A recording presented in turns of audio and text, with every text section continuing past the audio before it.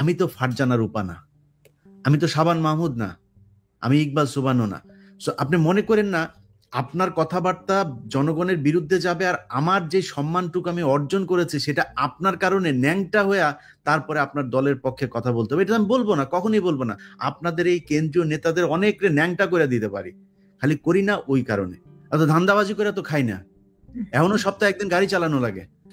শেখ হাসিনা না, শেখ হাসিনা এবং মোদির উভয়ের চোখ রাঙায়নি, উভয়ের যে চক্র পাত্তা দেয় নাই। তো এখন এই নতুন নতুন নব্য বিএনপির নেতারা যারা ক্ষমতা যাওয়ার স্বপ্ন দেখছে তাদের চোখ রাঙানি আমরা তোয়াক্কা করবো, এটা তারা ভাবে কি করে? এটাই তো ইলিয়াস, আপনি কিভাবে দেখছেন এই যে ধরেন আমি যেটা বলছিলাম যে রাজনীতিবিদ যে এখনো মনে করছে 2001 সালের তারা আছে, নতুন যে 7 কোটি ভোটার, এই বিষয়টা তাদের মাথায় আদৌ কাজ করছে কিনা, এইরকম একটা বিপ্লব তারা বুঝতে পারছে কিনা যে নতুন প্রজন্ম আসলে কি চায়, সেই জায়গাটায় ধরেন আমরা ডক্টর ইউনূসকে সমর্থন করছি, কারণ তিনি যেন একটু সংস্কারটা করে দিয়ে যান, হাসিনার বিচারটা করে দিয়ে যান।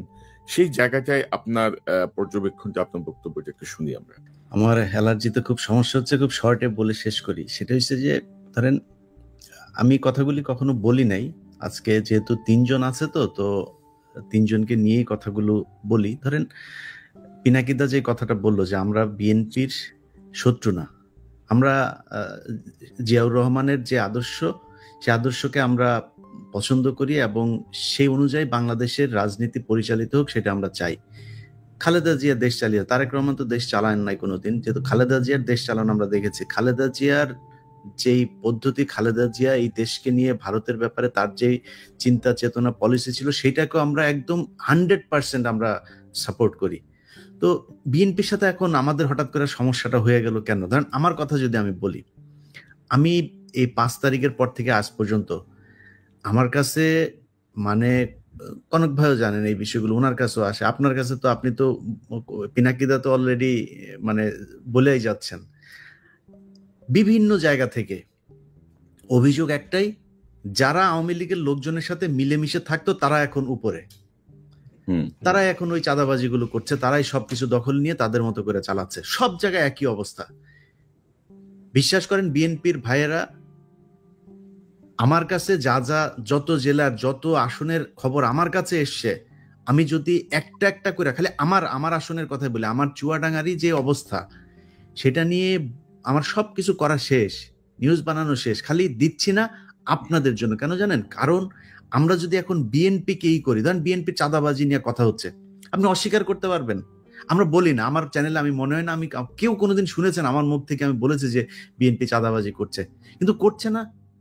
আপনি নিজে চিন্তা করেন না, আজকে দেশের যে অবস্থা, ডক্টর মোহাম্মদ ইউনূস থাকবে না, একটা নির্বাচন দিবে, আপনাদের একটা শক্তিশালী একটা অপোজিশন আছে, আপনাদের সেই কম্পিটিটররা এত শক্তিশালী যে সোশ্যাল মিডিয়াতে যদি আপনি আজকে জামাত ইসলামের একটা পোস্ট করেন, বিএনপির একটা পোস্ট করেন, আমি মানে মিথ্যা কথা বলছি না, আমি একদম সত্য, আপনারা দেখেন সোশ্যাল মিডিয়াতে সব জায়গাতে দেখি বিএনপির লোকজন ওইখানে হারে। হয়তো হইতে পারে যে শিবিরের লোকজন বোধহয় বেশি এই অ্যাক্টিভ সোশ্যাল মিডিয়াতে, হইতে পারে এটা একটা কারণ, কিন্তু আপনার মাঠের কথাও তো চিন্তা করতে হবে, একটা অপোজিশন তো আছে। এরকম তো না যে শেখ হাসিনার মতো 2014, 18, 24 নির্বাচনের মতো আপনি নির্বাচন করবেন, সেটা তো সম্ভব না। আপনাকে তো ফাইট করতে হবে। যদি ফাইট করতে চান, যেই এলাকায় গিয়ে আপনি ভোটটা চাবেন, ওই বাজারটাই যে একটু শোনেন তো মানুষের কাছে, যে কারা চাঁদাবাজি করছে। আপনি ধরলাম আপনি, আপনার দল খুব ভালো, কোনো সমস্যা নেই, আপনার দলের নাম ভাঙাচ্ছে তো। তারেক রহমান লন্ডনে বসে থেকে তারপরে তার কাছে যেটারই খবর আসে সে ওটাকে বহিষ্কার করে। ইলিয়াস, আমি একটু যোগ করি, আপনারা দেশে থেকে কি করেন? ইলিয়াস, আমি একটু যোগ করি, গত 8 মাসে প্রায় 1700 নেতাকে বহিষ্কার করেছে বিএনপি, কিন্তু বিভিন্ন জায়গা থেকে অভিযোগ আছে যে ভাই অনেকেই করছে যাদের কোনো পদ নাই, যাদেরকে বহিষ্কারের কোনো সুযোগ নাই, এবং তারা আওয়ামী লীগ করতো, তারা আগে আওয়ামী লীগের সাথে ছিল, সেই মানুষগুলোকে করছেন। এখন এই যে জিনিসগুলো হচ্ছে, এটা তো আপনার দলের সমস্যা হচ্ছে। আমরা তো চাই যে বিএনপি ক্ষমতায় আসুক, কারণ হচ্ছে বাংলাদেশের ভারতের ব্যাপারে বিএনপির যে অবস্থান, আমাদের অবস্থান সেম। আমরা তো চাই আপনারা আসেন, কিন্তু আপনারা যদি নাকি দেশের ভেতরে আপনাদের এই ইমেজ তৈরি করেন, তাহলে তো আপনাদের সমস্যা হবে। আপনাদের সমস্যা হলে আমাদের সমস্যা হবে। যেইভাবেই বলেন, ডক্টর ইউনূসের অনেক বিষয়ে আমার এই মন্ত্রিসভা, ওনার যে উপদেষ্টা পরিষদ, আমি ফারুকি, তারপরে হচ্ছে গিয়ে আসিফ নজরুল, এদের কিনে আমার একদম চরম আপত্তি আছে।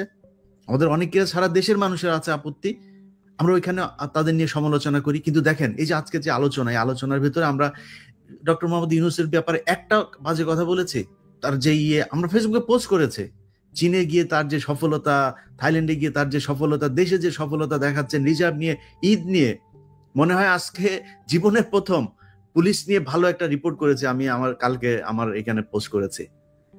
কেন করলাম? এই সরকারকে আমরা চাই হাসিনা ছাড়া একটা অবস্থা বাংলাদেশে বিরাজ করুক। এখন আপনারা যদি মনে করেন, আপনাদের বিএনপির দেখেন কথাবার্তাগুলো দেখেন, আমরা ভারতের সাথে সমস্যা চাই না, আমরা আওয়ামী লীগের এই চাই না, আওয়ামী লীগ নিষিদ্ধ হোক চাই না। এটা নিষিদ্ধ হওয়া আওয়ামী লীগের বিএনপির এবার এমপি হবে এরকম লোকজনও টকশোতে যায় বলছে।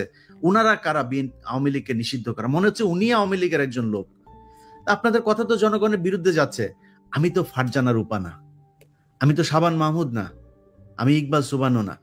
আপনি মনে করেন না আপনার কথাবার্তা জনগণের বিরুদ্ধে যাবে, আর আমার যে সম্মানটুকু আমি অর্জন করেছি সেটা আপনার কারণে ন্যাংটা হয়ে তারপরে আপনার দলের পক্ষে কথা বলতে হবে, এটা আমি বলবো না, কখনই বলবো না। আপনার বিরুদ্ধে বলছি না একটা কারণে, সেটা হচ্ছে যে আমরা চাই যে বিএনপি চুরি বাটপারি যাই করুক, ভারতের ব্যাপারে তাদের একটা অবস্থা, এবং তারেক রহমান যদি দেশে ফিরে যায় এই চিত্রটা পরিবর্তন হবে। ওই কারণে বলছি না, অন্য কোনো কারণ না। আপনাদের এই কেন্দ্রীয় নেতাদের অনেক ন্যাংটা করে দিতে পারি, খালি করি না ওই কারণে। তো আমাদের বিষয়টা বুঝতে হবে। আর পিনাকিদা আজকে একটা পোস্ট করেছে, সেই পোস্টার কথা বলি। ভারতের এইবার যেই 100টা এই যে ইন্ডিয়া অ্যালায়েন্স যেটা ছিল, এই কি বলে কংগ্রেসের নেতৃত্বে যেটা ছিল, তাদের এই আমি মনে করি এই আসনের 50টা এনে দিয়েছে, ধ্রুবরাঠে এনে দিয়েছে। তো সোশ্যাল মিডিয়া কিন্তু ওয়ার্ক করে এখন, ইট ম্যাটার্স।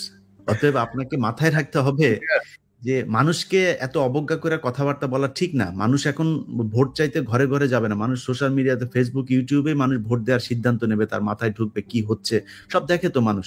সো সমস্যাটা আপনাদের সমাধান করতে হবে। নতুন করে যাদেরকে বিএনপি মনে করে, বিএনপির বিশাল ধ্বজভঙ্গ বাহিনী একটা তৈরি করেছেন সোশ্যাল মিডিয়াতে, নিজেরা এসে তারপরে বলছে, তাদের অনেকে কান ধরে তারপরে উঠবোস করে এই আওয়ামী লীগের পক্ষে যোগ দিয়েছিল। আজকে যে মনির হায়দারের কথা বলেন, সেই মনির হায়দার 2 দিন আগে এখানে আওয়ামী লীগের লোকজনের সাথে বৈঠক করেছে, কার কার হত্যা মামলা থেকে করা যাবে তাদের তালিকা নিয়েছে, সেগুলো তিনি আশ্বাস দিয়েছেন বিবেচনা করা হবে তার উপদেষ্টা, প্রধান উপদেষ্টার সাথে কথা বলে। ছবি আছে, কালকে নিউজ দিব আমার। এটা কাদের সাথে? যুক্তরাষ্ট্র ছাত্রলীগের প্রেসিডেন্টের সাথে তার বাসায় বৈঠক করেছে তিনি, সেইখানকার ছবি আছে, কালকে যাবে আমার এখানে সেই নিউজ।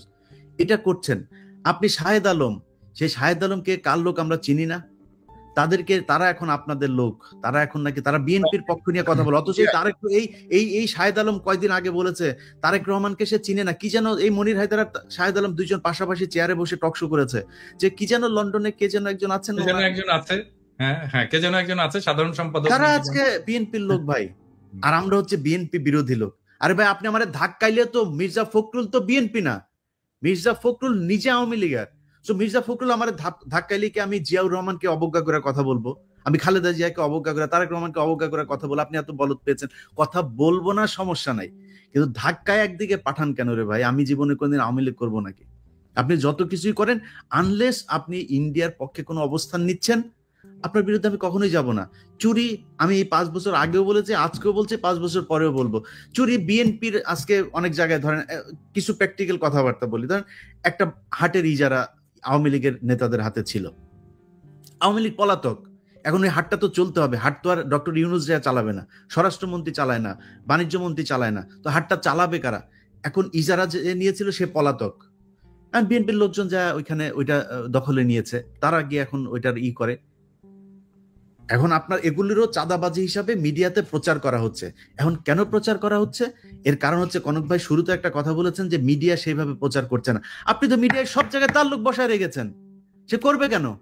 সে তো বলে না, তার কাজ ছিল হাসিনার যখন কিনা বাথরুমের চিপায় বসে ওই যে সুনাকের সাথে মধ্যে সোফার চিপার মধ্যে বসে একটা ছবি দিল, সারা দেশের আরে বাবা বিরাট আকার, বাইডেন একটা সেলফি তুললো, সেটা নিয়ে কি মার্কেটিং করলেন, এখন করেন না কেন? ওরে নিয়ে ইউনূসে নিয়ে মানে চীন যে মানে সম্মান দিয়েছে, এটা যদি হাসিনারে দিত, আর কি করতেন আপনারা? তো সেটা করে না কেন? এর করে না কারণ কি? কারণ কি ওই জায়গাগুলোতে এখনো তাদের লোক বসানো। ভাই ওইটা ঠিক করেন।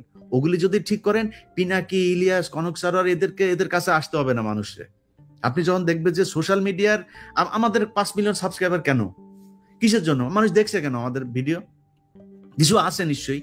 আপনি মানুষের যদি গলা টিপে, অনেক মানুষ আছে, আমি নাম আর আজকে ধরলাম না। এই যে মির্জা ফখরুলের ঘর জামাই ফাহাম আব্দুল সালাম থেকে শুরু করে বহুত আছে। আমারটা আমি বলছি, আমার বক্তব্য পিনাকিদা বা কনক সারোয়ারের না, আমারটা আমি বলছি যে এই অনেক গজানো লোকজন আছে, তাদেরকে এখন সম্মান করে চলতে হবে। কেন মানুষ আমার কথা শুনে, কেন কনক সারোয়ারের কথা শুনে, কেন পিনাকি ভট্টাচার্যের কথা শুনে, এইটা তাদের সমস্যা। আর ভাই কেন আপনারটা শোনেন না, সেটা আপনার সমস্যা। আপনি চিন্তা করেন আপনি কি বলবেন, কি বলা উচিত, কেমনে চলা উচিত। শোনে না কেন, আমারটা শোনে কেন, সেইটাও বাংলাদেশের মানুষ হলো গন্ড মূর্খ, বুঝে না। পিনাকি, ইলিয়াস, কনক সারোয়ার এরা হচ্ছে পীর সাহেব। তা এখন এদেরকে আপনি বুঝাবেন কেমনে? এটা নিয়েও শত্রু। সকালবেলা ঘুম থেকে ওইটা দেখি, ওই লন্ডনের একজন পোস্ট করে বসে আছে যে আমারে নিয়ে, আমি আপনার কনক ভাইয়ের নাম নাই, আমার আপনার নাম আছে, আমরা হইলাম গিয়া নাকি কি করছে। কয়দিন আগেও সে ফোন করলো, কি সুন্দর মিষ্টি মিষ্টি কথা। এখন ফোন করে, ধরেন 2বার ফোন করে, 3বার ফোন করার পরে হয়তো ধরতে পারি না, একবার ফোন করে। ভাই ফোন ধরবো কয়টা? সময় পাই না তো। এটা আপনারা বুঝেন যে আপনাদের কাছে কি পরিমাণে ফোন আসে। এখন আমার কাছে ধরেন একজন উপদেষ্টা আমার সাথে কথা বলছে, এখন একজন পুলিশের একজন ডিসি আমাকে ফোন করলো, আমি কাটটা কেটে কাটটা ইগো, দুইজনই তো গুরুত্বপূর্ণ। আমাদের তো গুরুত্বপূর্ণ অনেক মানুষের সাথে কথা বলা লাগে, কথা বলি, এর মধ্যে একটা ফোন মিস হয়েছে, ফোন দিতে পারি না, নিজের ব্যক্তিগত কাজ আছে। এখনো তো ভাই গাড়ি চালাই, অত ধান্দাবাজি করে তো খাই না, এখনো সপ্তাহে একদিন গাড়ি চালানো লাগে। তা আপনি কি মনে করেন যে আপনার মানে এই করবেন, যা মনে চায় তাই বলবেন, আপনাদের মতো করে চলতে হবে, না চললে আবার বিরুদ্ধে কথা বলবেন? তবে আমরা শেখ হাসিনার চোখ রাঙানিদের পাত্তা দিই নাই, 2 পয়সা তোয়াক্কাও করি নাই। শেখ হাসিনার মতো একটা ফ্যাসিস্ট বর্বর শাসক, শেখ হাসিনা না, শেখ হাসিনা এবং মোদির উভয়ের চোখ রাঙায়নি, উভয়ের যে চক্র পাত্তা দিই নাই। তো এখন এই নতুন নতুন নব্য বিএনপির নেতারা যারা ক্ষমতা যাওয়ার স্বপ্ন দেখছে, তাদের চোখ রাঙানি আমরা